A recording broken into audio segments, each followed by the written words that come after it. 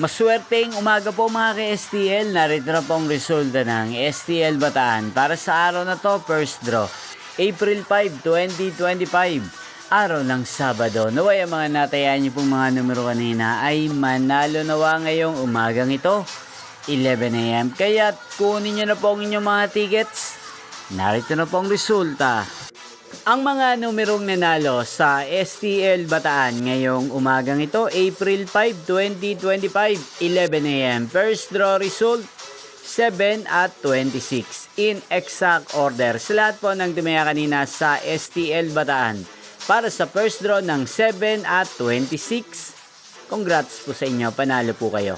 At ngayong umagang ito sa STL Bataan, atin pong i-shoutout si Ate Bena Salazar.